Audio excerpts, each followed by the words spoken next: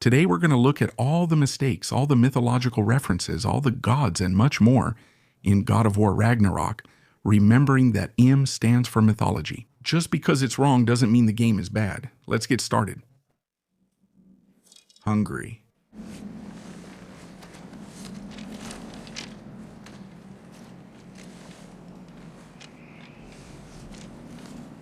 First scene, right after we leave the menu, Kratos appears sitting there, kind of wearing a fur coat. We already have the sign that Ragnarok is coming, which is Fimbulwinter, a series of extremely harsh winters in Norse mythology, right after Baldur's death, which happened in the first game, by the way. And here we have the goddess Freya, extremely pissed off, turning into a bird, which is something she does a lot. In mythology too, but unlike in the game, in mythology she needs a cloak for that. Here, she does it easily, with nothing, as if she were Mystique from the X-Men. Not that it's a bad thing, just reminding you that there's already an analysis of the first game from 2018 here on the channel. And a lot of these references will show up here too. I'm not going to say anything because it's also in the first game and I don't want to repeat myself, but if you want to check it out, there's a lot in the description and also at the end of the video. I don't listen to him, he always greets. Hot Wheels, welcome, how are you? Boy. Well, we have this Fenrir here, which is a pet in the game, right? He's a normal wolf. And then Wheels kind of ends up putting his soul into another dog, which we'll see later on. But just to let you know in advance, this Fenrir is terrible because he should be the biological son of Loki and Angerboda and a gigantic wolf. And he's even conscious. He speaks in the mythology, but here he's just a pet. He's going to follow me.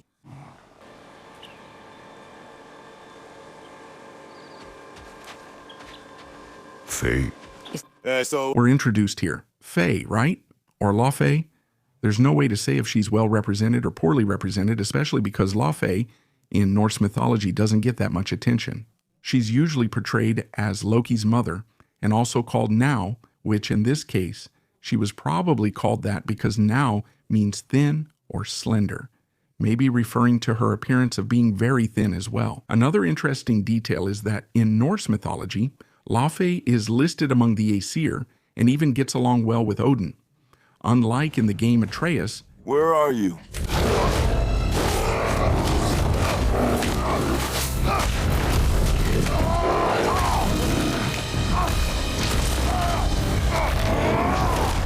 this form of Atreus is a reference to several things, mainly, I think the clearest of all, to the Berserkers, right? Who were warriors that, when they went into combat, became so violent that people said they turned into animals, and they wore animal skins, mainly wolf skins, although bear skins became more famous. And also the story of Bjorn, who, according to legend, was the son of a king, King Herring, who ended up marrying a very evil woman, very strange, who wanted to sleep with Bjorn, but he rejected her, and in response she went completely crazy with rage, and she said that he would turn into a bear and would only return to his human form at night.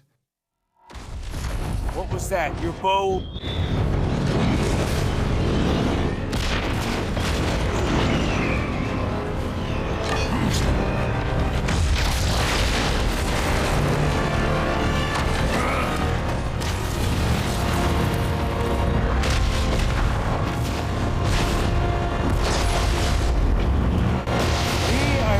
Target? I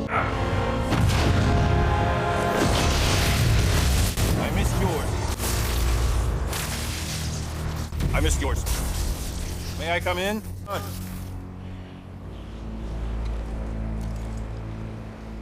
I brought mead. And here we have the appearance of Thor from God of War, and I think his design, the character overall, is really good. He's big and fat, right? Which makes it easy to see why they did that, because in mythology it says he's big even for a god.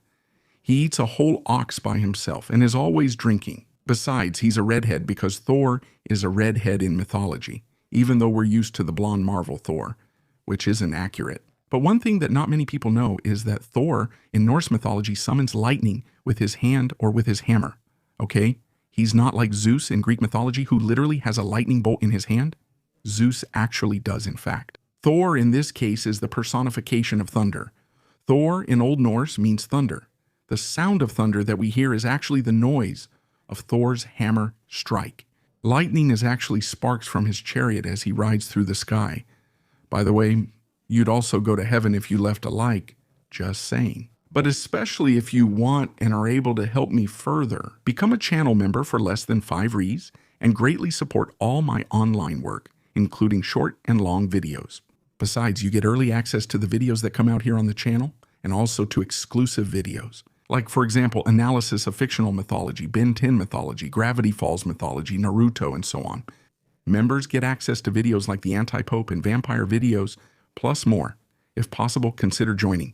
You can also help by checking out the products displayed on the screen, like the PlayStation 5, which is currently at a great price. I'm not sure how long this deal will last, so take a look. Check out the Norse mythology video if you want to learn more. There are links in the pinned comment. Just clicking them helps me a lot.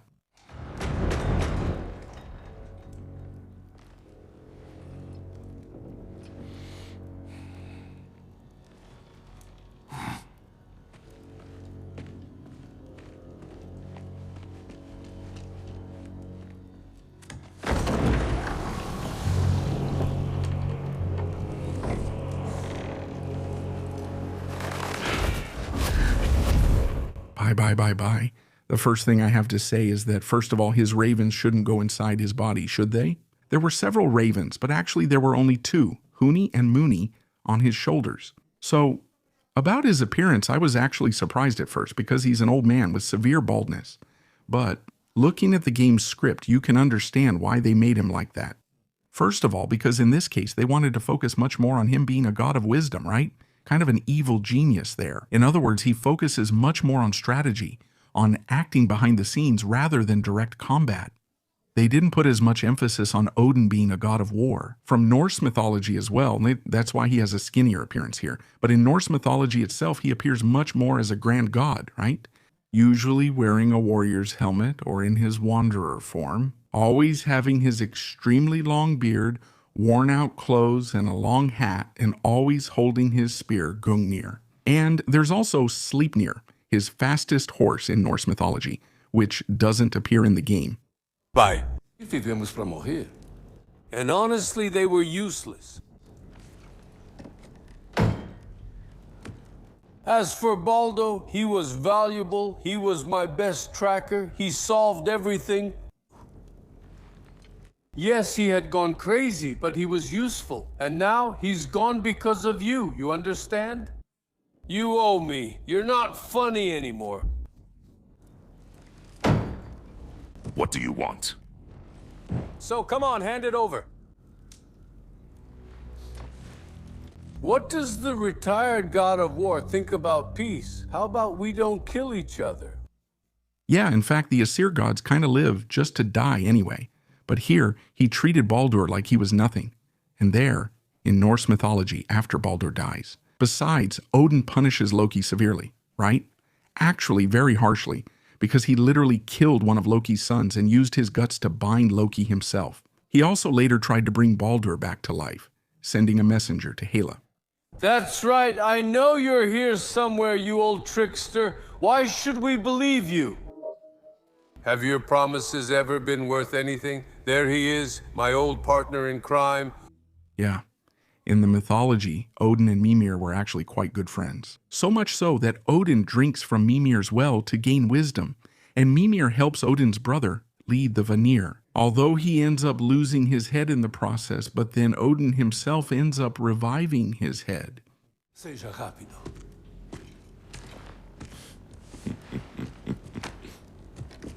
Yeah. So finally, what is this?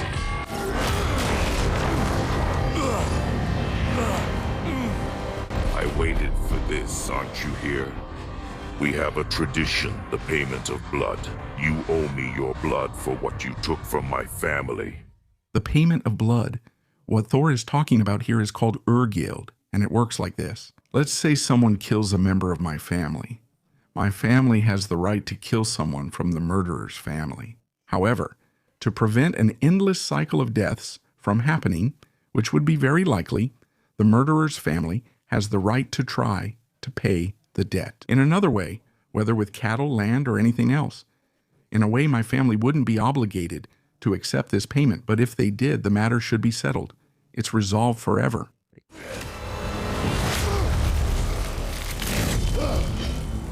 Now, yes. An interesting thing that happens in that scene with the axe is that the axe ends up leaving a wound on Thor. That never heals, that never gets cured, it's never explained in the game, at least I've never seen it. But it suggests that it has something to do with the fact that in the first game, Elmugander spat out the axe or something like that. In other words, the axe would have gotten her poison, and that's why it was able to hurt Thor, which is a reference to how in Ragnarok, Elmugander's poison ends up killing Thor. But if that were really the case, the poison from the axe should have killed Thor, right? But, you know, who knows what happened there, Thor? Thor snapping his fingers to summon the Mjolnir is really cool, but actually, he could only summon the hammer if he was wearing the iron gloves, which are the Angraper gloves. And also, for him to lift the hammer, he would also need his belt, the Megingjord. Do you think you can come here, become a guy, and get a second chance? That's not how it works. You're a destroyer, just like me. No, that's not how it works.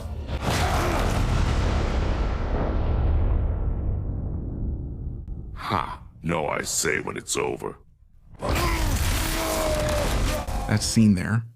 Besides being really awesome, it also makes a reference to Thor's hammer in Norse mythology. Being able to resurrect things like he used to do all the time with his goats, which he killed to eat and then resurrected the next day.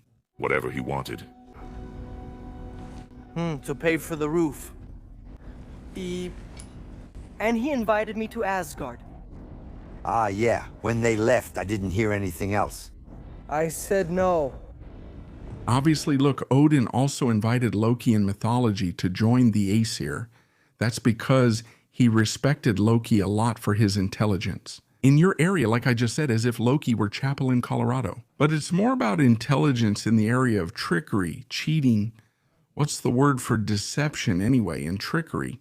When I talked about someone who could help get answers about the giants and Loki. Tyr, the former god of war of this world, who is dead. Well, for a dead guy, he's been getting quite a lot of attention from Odin. Right? He knows that Tyr could unite the realms against him. Besides, Tyr was the greatest ally of the giants. So Tyr being an ally of the giants, it doesn't make that much sense, does it? Because in fact, he was a god of peace, but he fought in Ragnarok against the giants themselves, and besides, the giants were sworn enemies of the Aesir.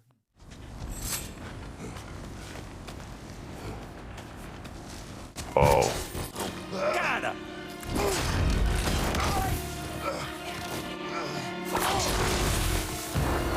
You, man. I know it seems strange to have a centaur in a Norse mythology game, but actually there is a centaur in the mythology. I mean, no, actually not a centaur, because in reality, it would be half moose, right? Half horse. The creature they're trying to reference here, in this case, is Eldjafrod. He is also part of Bjorn's story, which I've already told you about. The guy who turned into a bear. What happened was this. Bjorn ended up being hunted, but before dying in his bear form, he turned to a woman named Beri and said that she would have 3 children. But the evil queen in the story forced this woman to eat the meat of the dead bear, and because of that, she ended up having 3 rather bizarre children. Thorir, who had dog legs, or rather, dog feet. Bodvar Bjarg, who was the 3rd and youngest, was born perfectly human, but ended up inheriting the spirit and strength of the bear. And also Eldjafrod, who was the first to be born. And from the waist up, he was an ordinary man, but from the waist down, he had moose legs and hooves.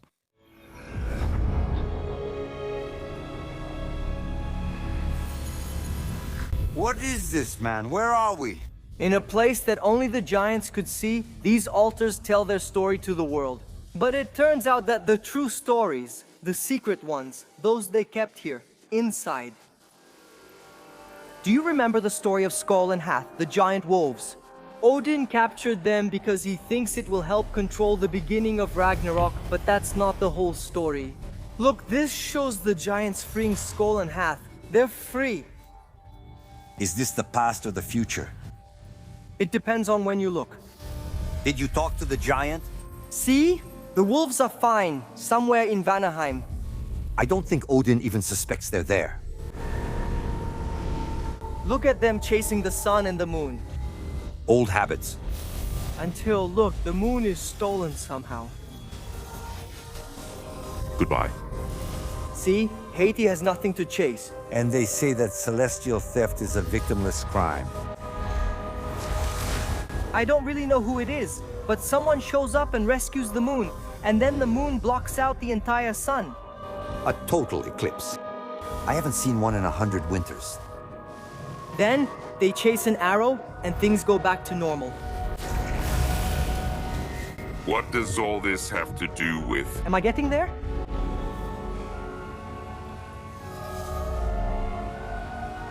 Look, it's Ragnarok, see?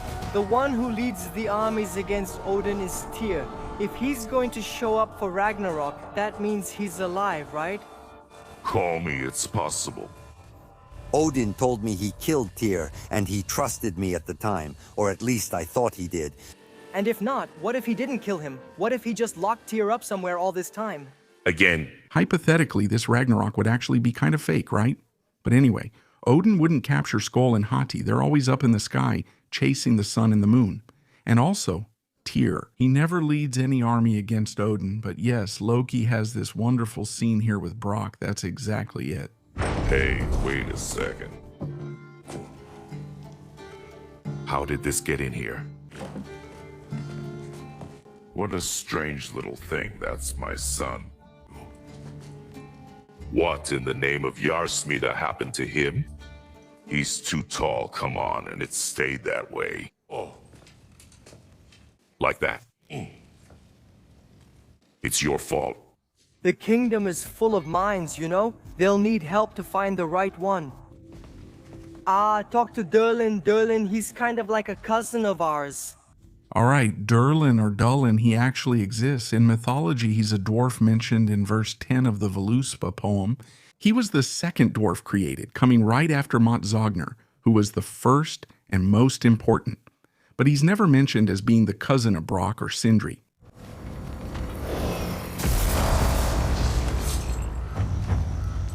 Wow, did you feel that? What, man? Something, all the heat? This Svartalfheim is way too bright. It should be darker, because Svartalfheim would be the home of the dwarves in Norse mythology. If they stay in the sun too long, they turn to stone. And in this case, Nidavellir, they did something really cool, right? Nidavellir is the capital of Svartalfheim, but in actual mythology, Svartalfheim and Nidavellir are the same name for the same place, the home of the dwarves or the dark elves. Thinking about it, since it's really hot, maybe it's not that the cold hasn't arrived here yet. Maybe it's just Svartalfheim. That's right, man. Fimbulwinter doesn't affect the realms in the same way. It's strange that Fimbulwinter doesn't always bring cold.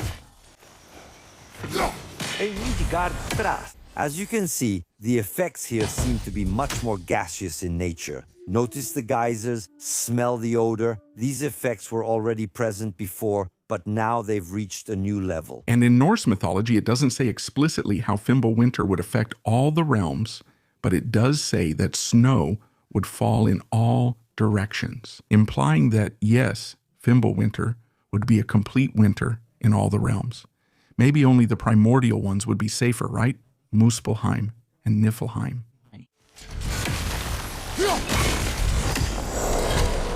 It looks like the artifact of resistance. The bracelet of King Mar, father of some dwarves you might know well. In fact, King Mar had some very famous sons in mythology, right?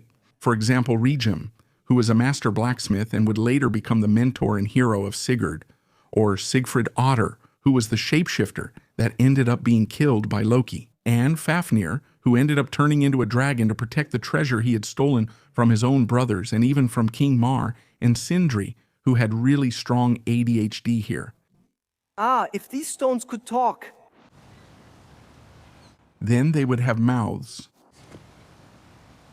Dirty, rotten mouths. I could work on your bow. Let's get back to the stories of Thor and Odin. Where did we stop? Okay? There was Kamur, the builder. Yeah, he argued with his son, that's it, To look for him. during the night and ended up finding Thor, And there was Tamur's son Rintor. who built the walls of Asgard. And he whispered something important to Freya before being betrayed and murdered. There was Gro, of course.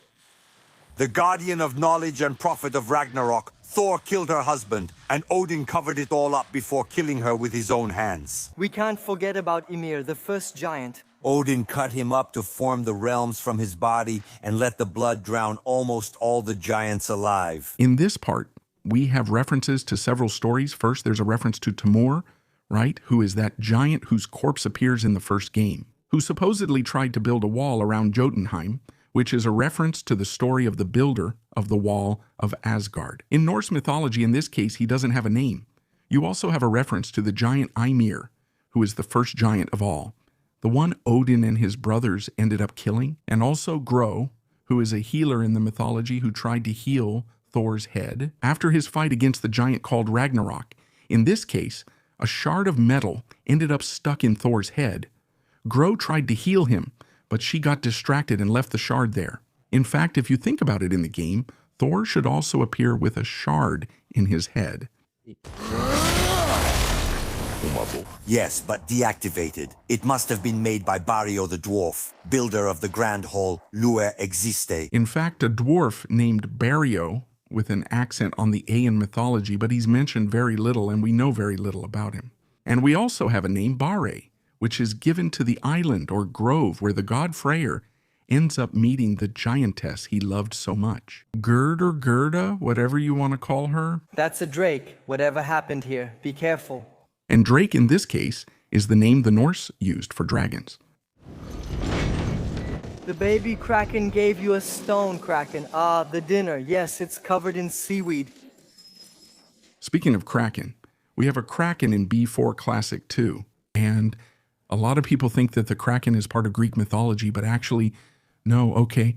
And it's not even part of Norse mythology either. In fact, it's more of local folklore around Scandinavia, around the seas of Scandinavia. I say it's not part of Norse mythology because it's never mentioned in the stories that involve the gods. It's a bergzak. Sending Nephastos. As if there were no tomorrow, Bergzak. It would be something like the king of the mountain, or Bernsgatrollet, which would be mountain troll, a creature from mythology that, obviously, has a connection with mountains. The interesting thing is that Bernska can be either male or female. It was a creature that lived in the mountains with its family and was also sometimes surrounded by trolls. Sorry, you told me not to think about it, but I can't help it. We spend all our time fighting against bad things, so why can't we do this? Alongside Tyr?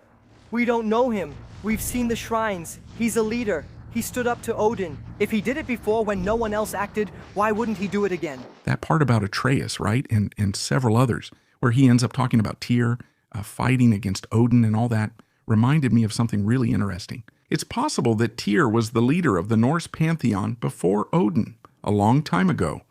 In fact, he was a god of the skies and so on. But over time, Odin ended up taking over his role.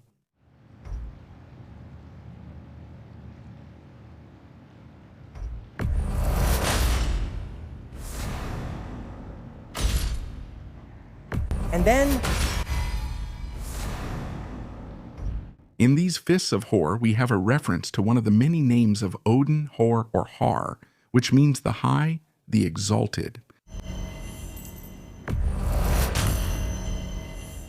In the poems of Kvasir, we have, of course, the reference to the god Kvasir, who is a god that appeared right after the war between the Aesir and the Vanir. To kind of seal a peace there, all the gods spat in the same place, and from that, the god Kvasir was born, the wisest among the gods. But Kvasir ended up being killed by two dwarves, who used his blood to make the famous mead, the nectar of the poets. Whoever drank it could become wise and know how to write poems. The mead, by the way, ended up being stolen by Odin. They definitely weren't here. Let's continue. that dwarf didn't escape. This is a relic.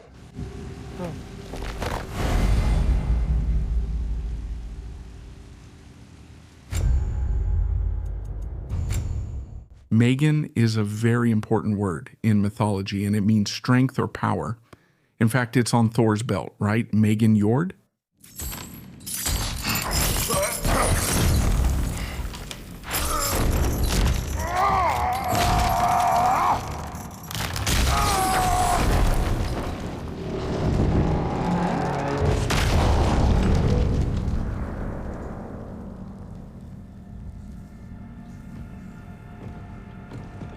Cough, cough, cough. Tyr?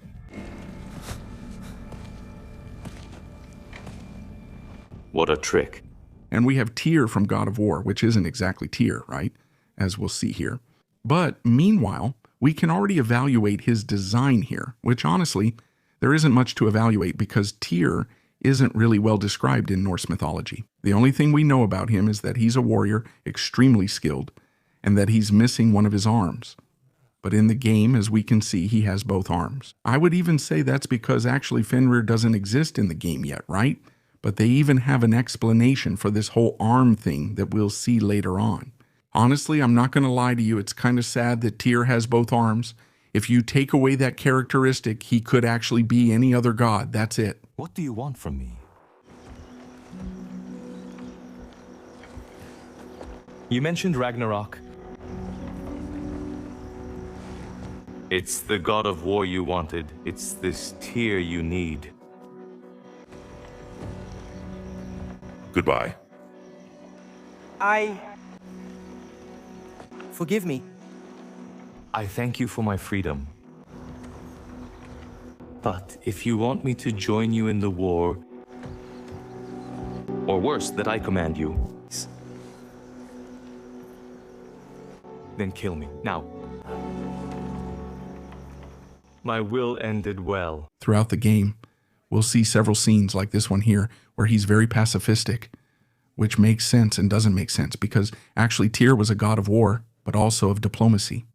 However, one of the reasons he was chosen for Asgard was because Odin saw him fighting against several warriors and being extremely skilled. So much so that in God of War itself, later on in the Valhalla DLC, they show this more warrior side. And here we have Sindri giving a big scare to Trilza as well. He's sad, really sad, guys. You can't show up like this, okay? To the Tower of Alfheim now, way before you were born. There was an accident at the forge. Brock died.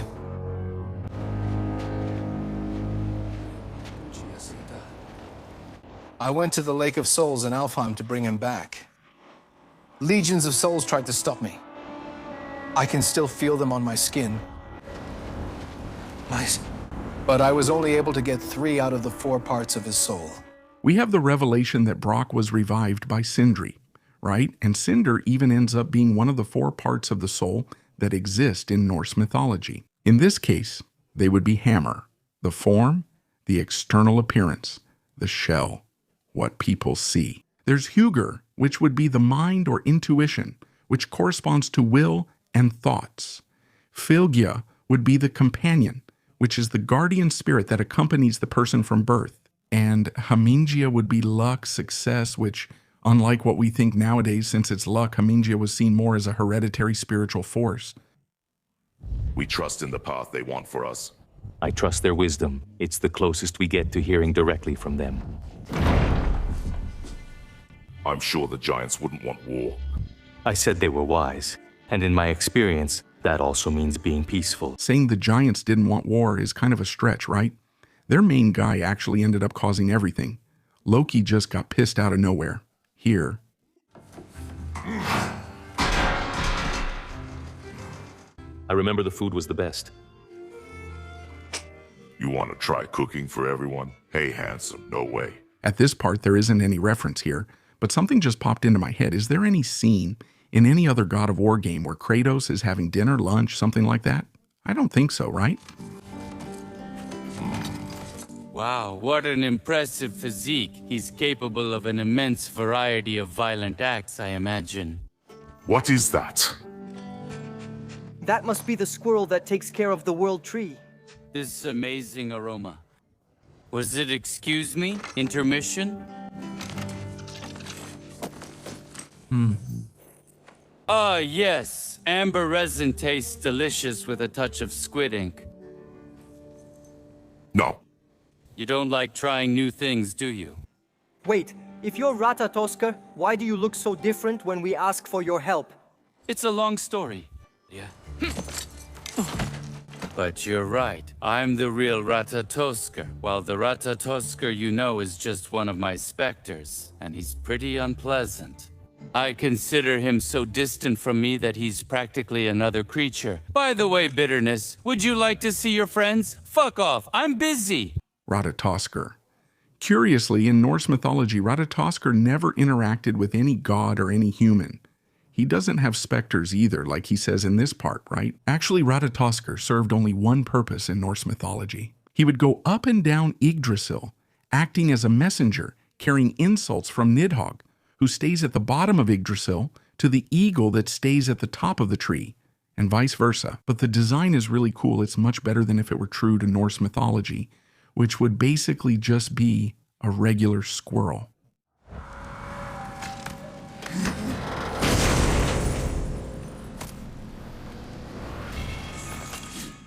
Reference here to Skadi, right? The Jotun, who ended up joining the Aesir as well, who is a goddess of winter, hunting, mountains, and also skiing. Freya's brother, what is his role? A long time ago, Freyr of the Vanir traveled to Alfheim, where he discovered a land devastated by war. With his divine powers, he began to cultivate a fragile peace among the elves. So Freyr was actually kind of the king of Alfheim, right? The king of the elves. But he never made a peace agreement between the light elves and the dark elves. No, and... Unfortunately for Alfheim, Freyr couldn't accept his sister's decision to marry Ed. He abandoned that realm and returned to... Like I said back in the first video, right? There wasn't a marriage between Freya and Odin. Actually, what happened was an agreement between the Vanir and the Aesir to end the war, where they would kind of exchange war hostages. So Odin's brother and Mimir would go to the Vanir, and Freya, Njord, who was their father, and Freyr went to Asgard.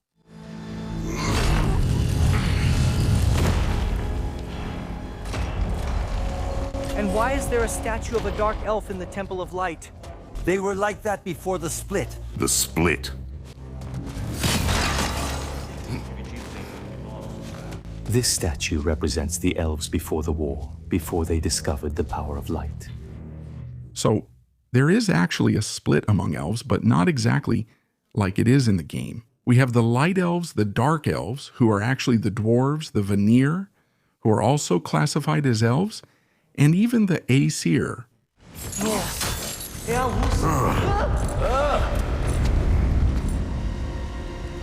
I've never seen the Lake of Souls this volatile before. It's the end of winter. What do you think of this Lake of Souls here? It ended up reminding me of the domains of the goddess Han, who is a goddess of the waters, from mythology. That people who died in the water, drowned, or in any other way end up going to her domain. Thanks, Uncle. Of course.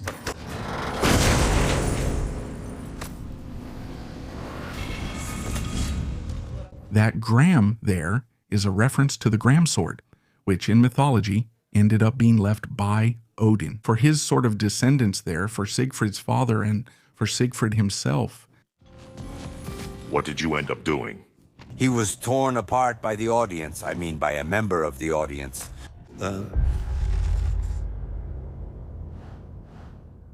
Thor. No, Thor didn't kill Kvasir. Actually, as I already said, he was killed by two dwarves.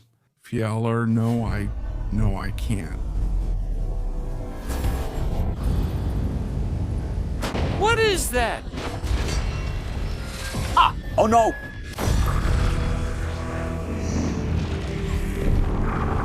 Asgard is destroyed.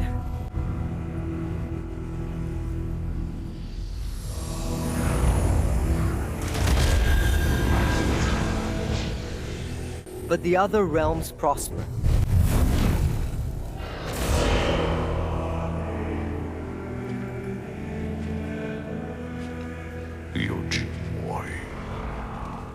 So, we have the real Ragnarok from the game here, which would be a prophecy from Groa, who in the game is treated as a prophetess. As I told you, in mythology, she was more of a healer. This thing about Ragnarok being a new beginning actually makes sense. In fact, the world was reborn after Ragnarok, but it got everyone, right? It didn't just get the gods of Asgard, did it? In the armor, we have a reference to Vidar, who is the god of silence and vengeance in Norse mythology, son of Odin, who killed Fenrir, and also one of the few gods who survived Ragnarok. What are these creatures, the Golons? They're from Vanaheim. I don't know what they're doing here. Well, the Golons are part of the local folklore from Scandinavia. It's a legend, right? It's a creature that has the shape of a dog, that looks like a dog, but actually, it has several other parts from different animals, like the head, ears, and claws of a cat, and also fur and even a tail that looks like a fox's. The ink is made from the bark of trees from Ironwood. Well, what are the memories of the forest so that the painting can remember them too? So we are introduced to both Angerboda and Ironwood. In Angerboda's case, there's not much to say because she isn't described that much in mythology either. The only thing we know about her is that she was a giantess who lived in Jotunheim, who met Loki and ended up having 3 children, who will be held responsible for Ragnarok: Fenrir, Hela, and Jormungandr. Now there's also the fact that sometimes she's also considered the mother of Skoll and Hati, and that she would have had these children along with Fenrir himself. And in this story, where she's the mother of Skoll and Hati, she's portrayed as a witch who lives in the Ironwood. However, the Ironwood is not something playful, as this scene suggests. So, it wouldn't just be a place located to the east of Midgard, and it would be home to some trolls and also some mountain giants. Not a special place for the giants. He wasn't one of our warriors. He died a long time ago, right? Odin killed him, he is... Odin destroyed everything that was left of him, except for one thing. Here we have again the story that Odin supposedly killed Ymir, apparently by himself, right? But that's not what happened. As I told you, he had help. You turn into some animal. Not yet, but maybe that's possible because of your god side, not the giant side. And no, Angerboda. Actually, the giants also transformed, like the Asi, who turned into an eagle or a falcon, and Loki himself.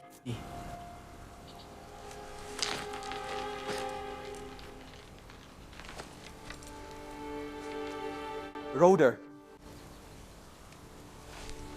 Hey, be careful.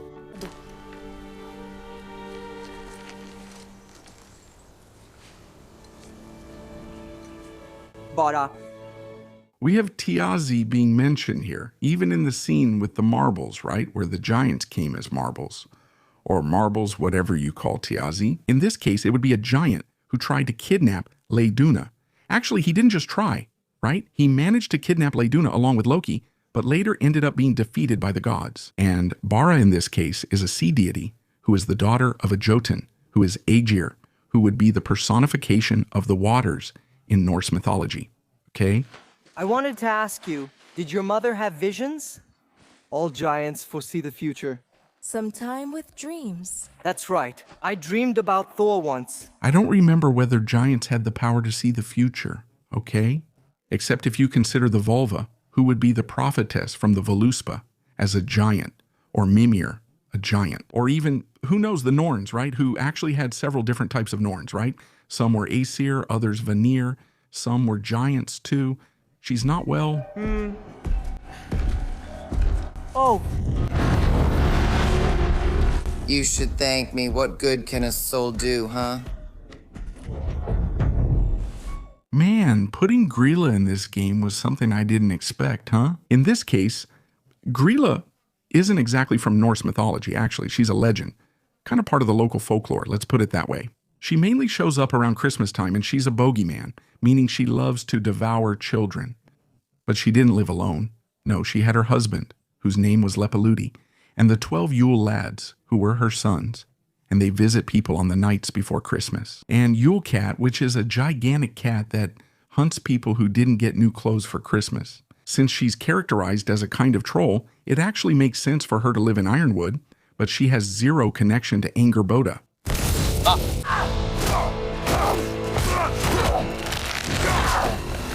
Come down! And then Freya appears in her Valkyrie form, receiving the name Vanadis, which is one of her names in mythology, meaning dis of the Vanir. She says these would be the female deities linked to destiny, protection, and fertility. The old one-eye sends another god to do his dirty work. Bye. Doctor, you couldn't... We don't serve at night? No. You chose a dangerous place to walk. Don't you think so?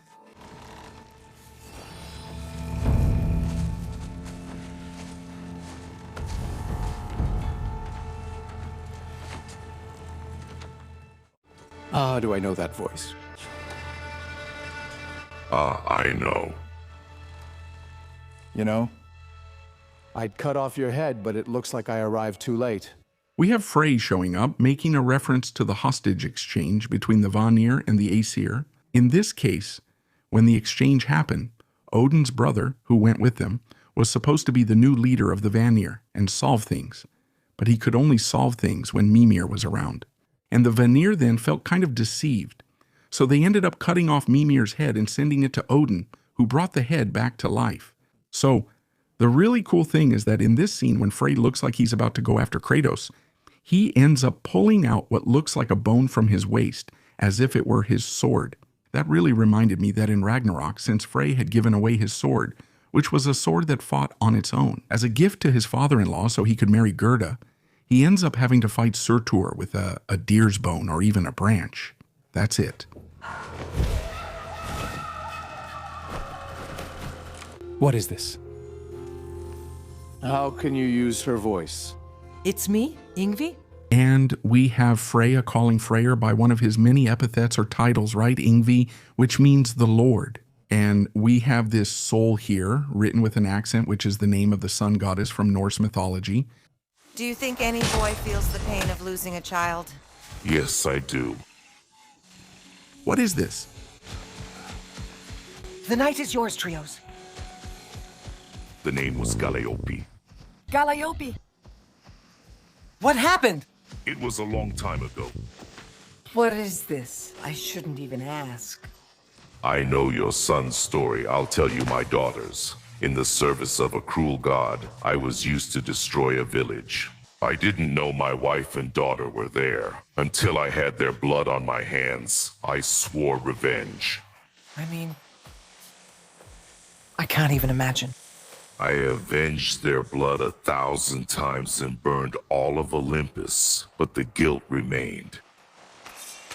Maybe you'll kill me, daughter, but that won't bring you peace.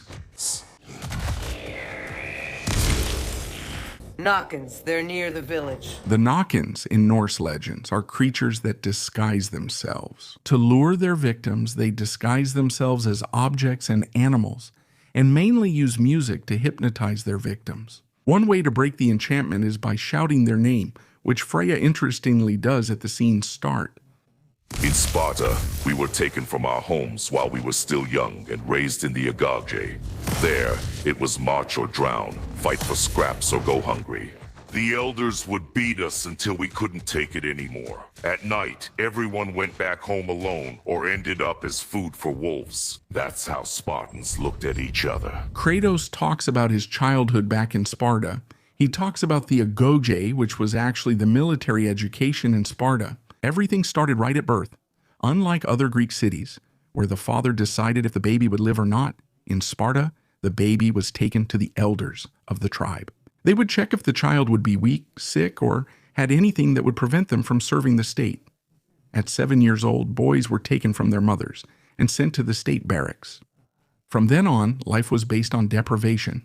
They went hungry, received only one cloak, slept on beds made of reeds, and also lived under constant supervision. There, both the elders and other adults had the duty and the right to punish any child who showed weakness or disobedience. And there was also the ritual of Artemis, where teenagers were publicly whipped in front of the altar of the goddess. The goal was to see who could endure the longest without screaming or showing pain. Some young people even died during this endurance ritual. It does. And we have Nidhogg, as they call it there, right? Which is a dragon from Norse mythology, right? That stays there at the roots of Yggdrasil, gnawing at the roots, trying to destroy them, to make Yggdrasil fall and thus bring an end to everything. According to some versions, this dragon is supposed to come out during Ragnarok to fight against someone, though it's never said who. but it's interesting that they included it exactly in the Ragnarok game. I'm pausing the video here since there are many references and the game is huge. I want to do a part 2. If you liked it, don't forget to subscribe to the channel, share, hype it up too, and also ask for a part 2 in the comments so I know what you want. Thanks, see you, bye.